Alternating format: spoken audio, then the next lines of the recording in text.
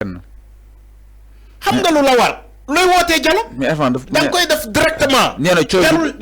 jarul jarul dialogue jarul dara. da ngay sëñ bi. il faut ñu waxtaan da ngay fixer date en sachant que à partir du 2 après le 2 tu seras plus légitime dans ce pays tu peux pas signer au nom de la nation donc yo xam nga déjà mom waxal na ko boppam mom après le 2 à partir du 2 mom il sera plus légitime mom day dem togu fi wax loolu la wax en tout cas loolu la wax verbalement dañ koy gëm sur parole. Maintenant bu fekkee yo xam nga ni que à partir du 2 au-delà du 2 tu seras pas légitime. Mais pourquoi ne pas fixer une date, nous déclencher le processus électoral, le premier tour, avant le 2? Nous déclencher le processus électoral, moi, madame, le premier tour de ces élections-là, nous déclencher avant le 2 avril, qui marche bien. Nous devons le premier tour élection. Maintenant, vous faites qu'il y a le deuxième tour, ou bien vous faites que l'élection est le premier tour, dans ce cas, la question sera réglée. Alors, c'est clair. Maintenant, vous faites qu'il y a le deuxième tour. Mais comme le processus a été déclenché, l'article 36 de la Constitution est appliqué, que le président va garder donc le trône, le successeur de passation de service. C'est là où l'article 36 dans son alinéa 2 l'union appliqué. Article 36 alinéa 2. Moi le président de la République mënul dem sans que mu am benen président. Mais si même qui attention mais dafa caché aussi ginaaw article 36 alinéa 2 bi fofu la bëgg ñëw c'est-à-dire que faut ñu léral mbir. OK. Il l'a mal interprété. Oui, il l'a mal interprété d'ailleurs. Il l'a mal interprété. Moi ta mané là ils ont confondu la solution juridique et la solution politique. C'est-à-dire que ñom même Macky Sall ça dafa tergiverser dafa daanu ci côté bobu parce que dafa confondre ses pouvoirs avec l'article 36 alinéa 2 lum ko may waxul ni que mom da fi nek ba ñu am benen président l'article a été clair dafa ne si le processus électoral a été déclenché, c'est-à-dire que madame, nous maintenir la date, bon, supposons on a maintenu la date du 25 d'hier, la date d'hier, supposons qu'on l'a maintenu, élection et premier tour hier, le président va respecter, donc l'article L36 bobu, nous protéger le président de la République. D'accord, il continue de maintenir au pouvoir, moi am son successeur, moi passation de service, après moi madame. Mais l'union n'a qu'une situation inconfortable lañ nek ñun dañu nek actuellement ci situation inconfortable lo xamantene ken mënu ko expliquer même les juristes qui ont tenté expliquer l'article L36 ñu bari dañoo daanu parce que l'article dafa wax lu leer à escompter le mandat présidentiel moy manam président de la République dana respecter mandat parce que mandat ken du ko yok ken du ko wañi. Et mandat le 2 avril les dieux de respecter mandat du 2 avril et aussi déclencher le processus électoral. Moi madame respecter le calendrier républicain. Gis nga bu respecter le calendrier républicain bi ñu am élection avant le 2 avril. Nous avons le premier tour bok la bëgg wax bala le 2 avril. Dans ce cas on peut appliquer l'article L36 dans son alinéa 2. Moi madame Macky Sall dina fi continuer di ne ba ñu am comment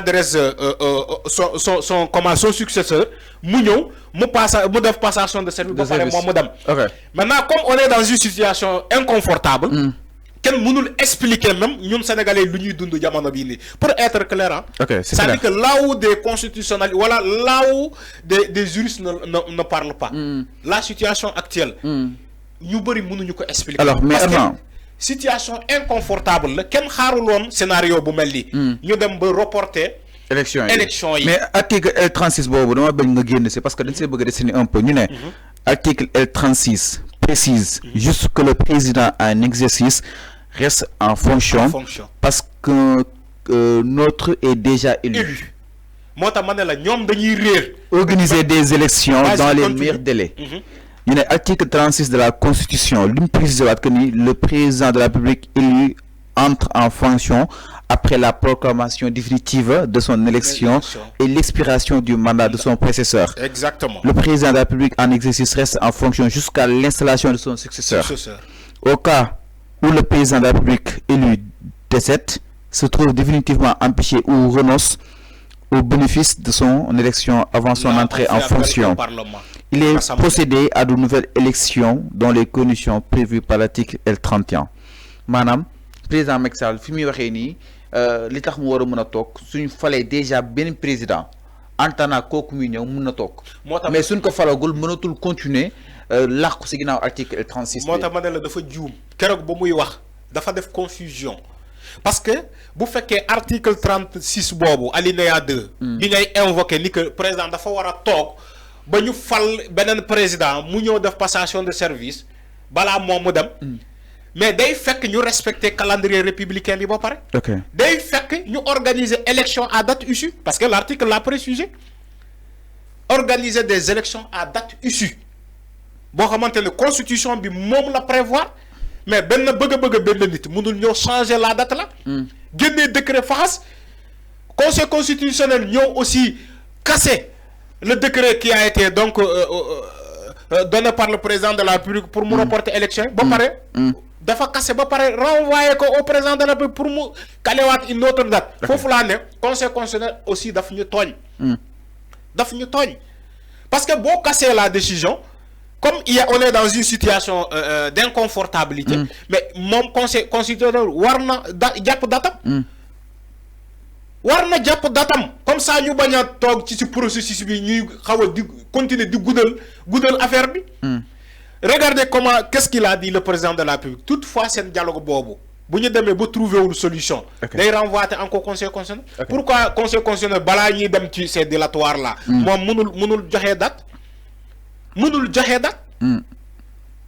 alors, c'est ça la réalité. En citant l'article 36, il dit que le président non warul dem dafi wara tok bañu fal kenen. Alors que l'article bu waxul nonu dafa ne buñu enclencher processus électoral bi bañu am président buñu fal dans ce cas on peut respecter le président le mandat du président moy manam da fi continuer di tok ba koku ñew mu def passation de service ba paré dem. Maintenant imaginez au moment où nous sommes dans une situation buñu nek ni jamono bi ni où on n'a pas respecté le calendrier républicain, où on n'a pas respecté la date escomptée issue de ces élections là. Regardez la situation là. Est-ce que le président, dans ce cas, l'article L36 va s'imposer? Nous imposer. Alors, nous imposer. Le 2 avril, il est obligé de quitter le pouvoir.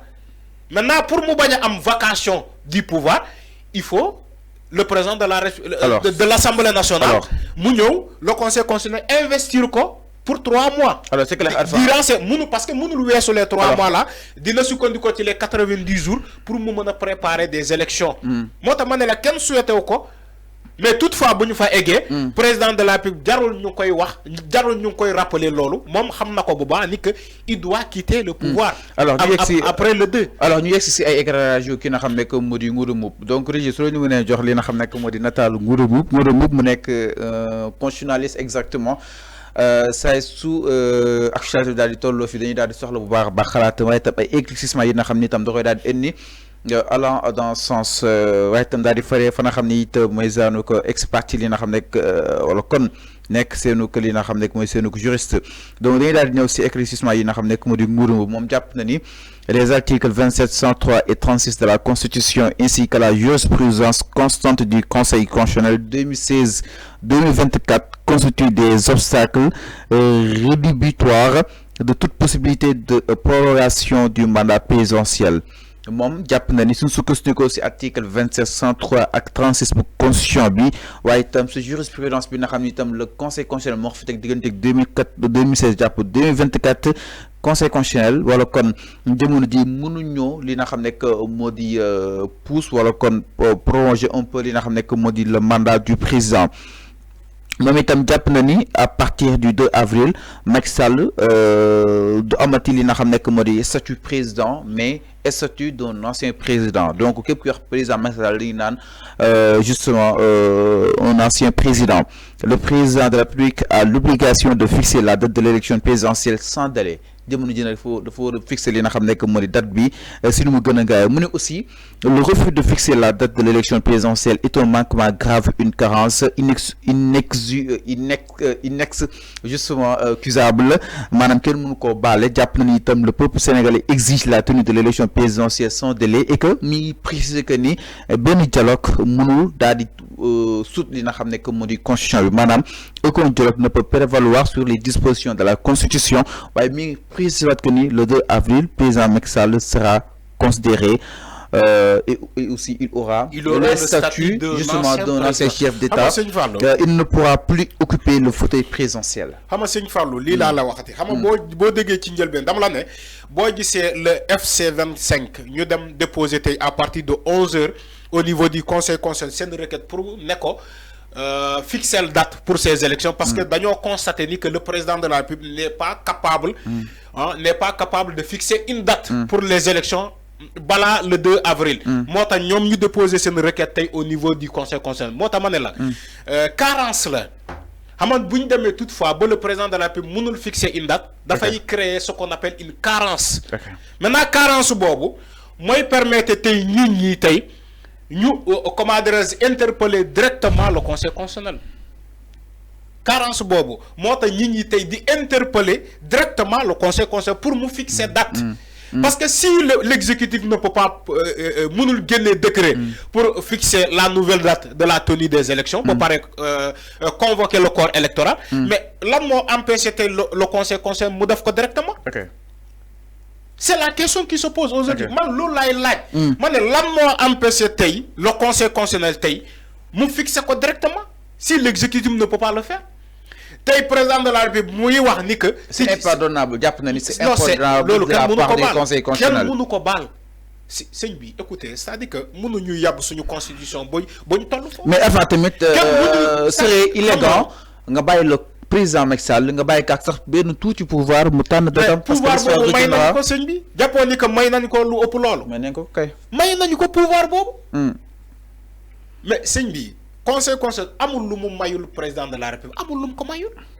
maanaam mu ngi koy jéem a séddale population bi ak moom pour kenn bañ koy meree. amul lu mu ko mayul sëñ bi mais il a préféré appeler la presse pour leur dire que lui prône le dialogue pour une date dafa jara dialogue waxuñu la dialogue pour mettre tout à nu mooy maanaam recommencer waat encore le processus mais dañ la ne dialogue dafa ne dialogue pour une date. Parce que moom moo ko waxal boppam il a dit l'heure est grave. L'heure je crois am na benn journaliste bu ko poser une question sur Amadou Ba il a dit que nekkuñu fii tey pour waxu politique dañ fi nekk parce que l'heure est grave on est là pour fixer une date comment chercher comme des solutions pour voir comment fixer une date. Il l'a dit. On est là pour voir comment chercher des solutions pour fixer une date maintenant bu fekkee wax na loolu